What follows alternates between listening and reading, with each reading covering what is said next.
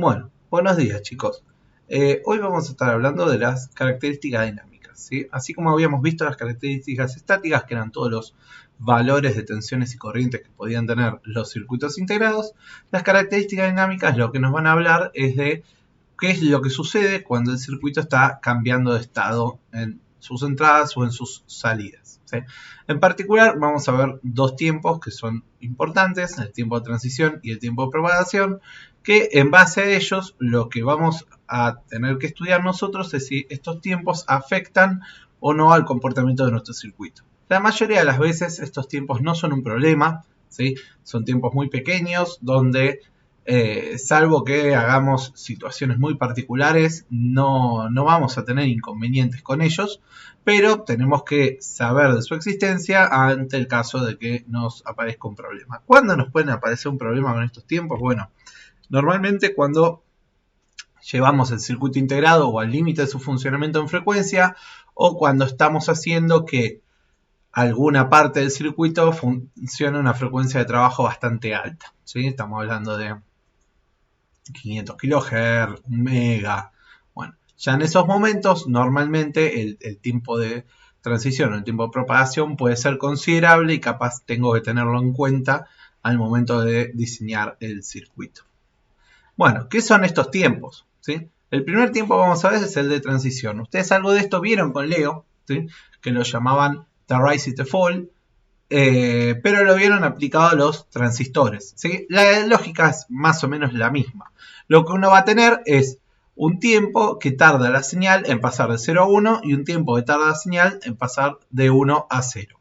Este tiempo normalmente viene tipificado en las hojas de datos y nos da como un tiempo máximo que este integrado podría soportar como tiempo de transición.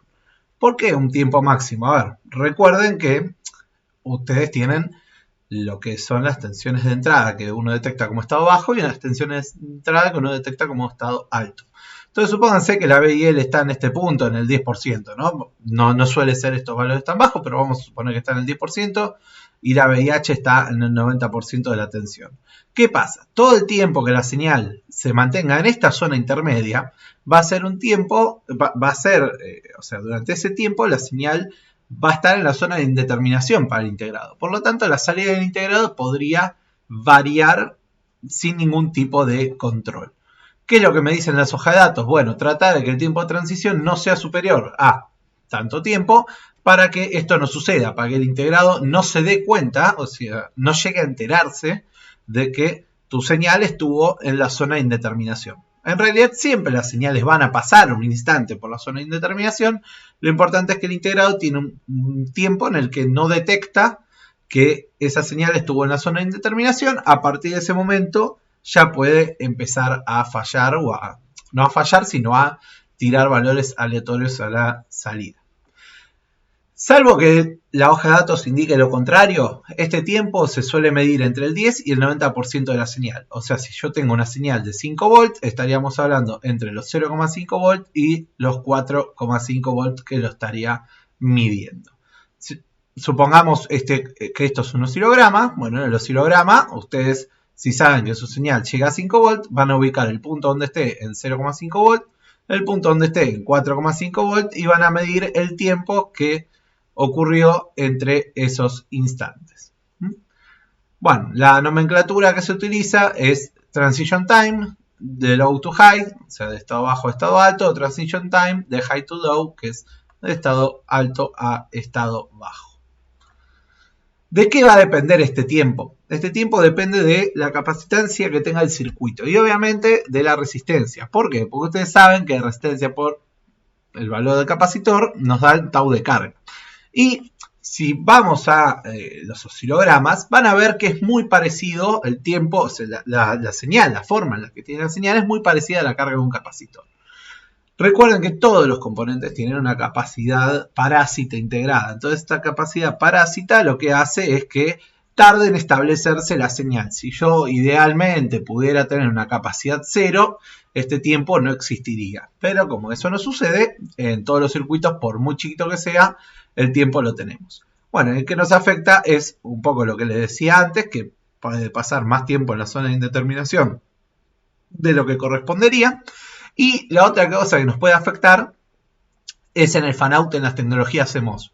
Para el que haya estado haciendo la guía de ejercicio, habrá visto que cuando ustedes calculaban el fan-out de una CMOS, le daban, no sé, 10.000 entradas, 20.000 entradas que podían conectar a una compuerta. Y ustedes decían, che, qué bueno, le puedo poner 20.000 entradas a esta compuerta. Sí, en la teoría sí. En la práctica, si uno le pone 20.000 entradas de compuertas CMOS a la salida de otra compuerta, circuitos integrados, micro, lo que sea, ¿no? 20.000 entradas a una salida y las entradas son de tecnología CMOS, ustedes saben que el MOSFET tiene una entrada que es un capacitor. Entonces, esa suma de capacidades en la entrada hace que en realidad el fan-out que obtenemos teórico no sea tan así a nivel práctico. Si lo quisiéramos poner así a nivel práctico, tendríamos un tiempo de transición bastante enorme que nos jugaría en contra para las características dinámicas del circuito. Bueno, acá podemos ver un par de gráficos, ¿sí?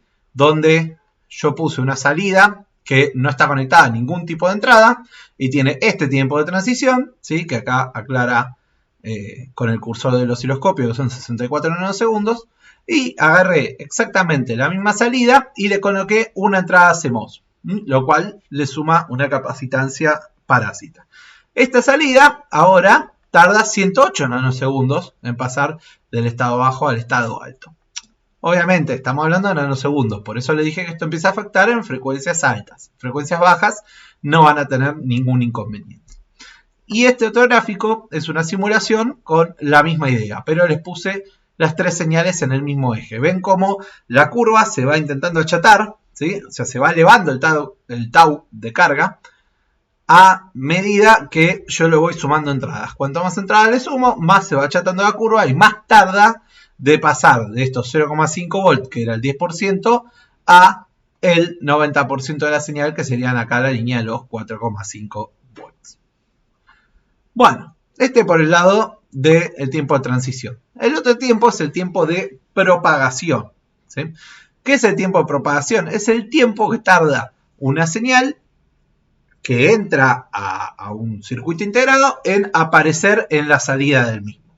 Piensen esto como en circuitos donde un cambio de la entrada trae inmediatamente aparejado un cambio en la salida, ¿sí? Porque, por ejemplo, cuando usen un microcontrolador, un cambio de la entrada va a depender del código que tenga para verse en una salida aplicado ese cambio. Ahora, si usan una compuerta, inmediatamente, o al menos eso creen ustedes, inmediatamente, en el momento que tienen un cambio en la entrada, aparece el cambio a la salida. Bueno, esto no es tan así. Hay un pequeño tiempo que tarda la lógica interna del circuito integrado en realizar el cambio y reflejar ese cambio en la salida.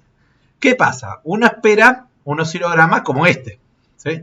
Que sería una respuesta ideal. Acá estamos hablando de una compuerta inversora, ¿no? La compuerta inversora ideal se supone que mientras yo estoy en 0, la compuerta está a la salida en 1.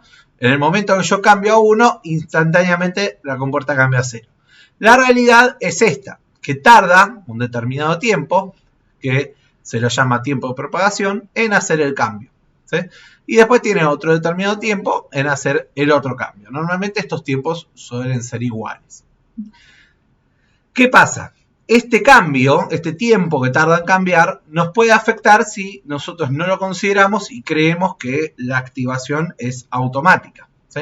Este tiempo ya lo hemos medido en el trabajo número 1, ¿sí? En los puntos 2 y 3 hemos estado midiendo que ustedes tenían un contador asincrónico, el cual hace que el clock que entra en el primer flip-flop se arrastre por los flip-flops hasta llegar al último. Y veían que en el momento que tenían el flanco ascendente en el primer flip-flop, no estaba el mismo flanco ascendente en el segundo instantáneamente, sino que tenía un tiempo entre ambos flancos. Bueno, ese era el tiempo de propagación que ustedes estaban midiendo. Obviamente, también es chico, ¿sí? Esto va a depender de si estoy trabajando con frecuencias altas o si el hecho de que haya un pequeño desfasaje me puede afectar a mi circuito. Analicemos un segundo qué pasa con el siguiente diagrama para entender si nos podría afectar o no. Con este circuito yo tengo teóricamente la salida de la AND siempre va a estar en 0, ¿no?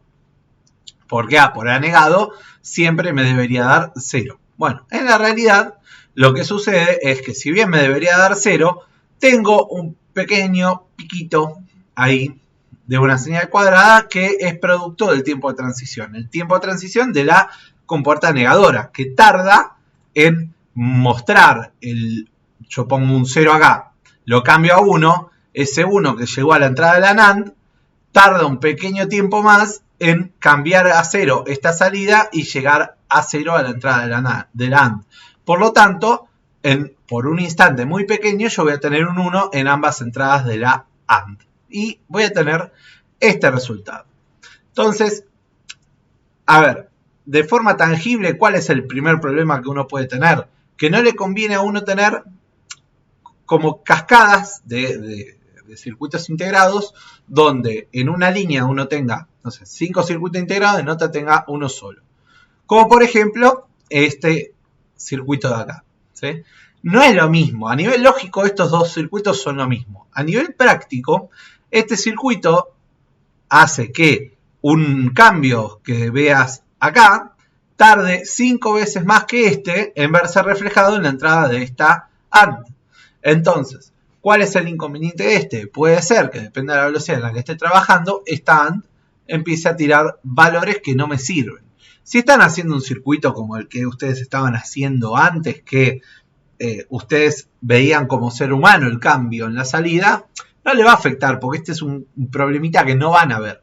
El problema es si este circuito después va a algún tipo de otro circuito que sí pueda registrar este cambio a la velocidad que lo está haciendo. Y ahí podrían tener falsas cuentas o falsos flancos o cualquier modificaciones en las cuentas o en las variables que estén tocando en base a que en el medio oscilaría varias veces, ¿sí? O sea, cambiaría de estado cuando llega este cambio acá y después cambiaría de estado cuando este cambio que yo aplique acá termina de reflejarse en las 5 compuertas inversoras y llega a este punto.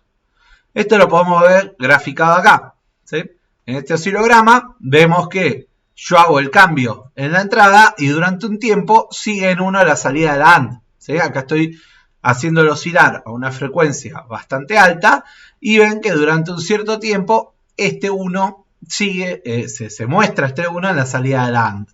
Entonces, ¿qué es lo que estoy haciendo sin querer? ¿Sí? Sin querer lo que estoy haciendo es que esto esté un tiempo en 1 cuando yo quería que esté todo el tiempo en 0. O que no vea este cambio reflejado acá, ¿sí? Porque este cambio puede ser que no sea lo que yo estoy buscando, ¿sí? Acá vemos entre la línea amarilla y la línea azul el tiempo de propagación de la AND y después vemos que el tiempo comprendido de esta señal azul en 1 sería todo el tiempo de propagación de las 5 compuertas negadoras sumadas entre sí. Bueno, ¿cómo encontramos esta info en las hojas de datos?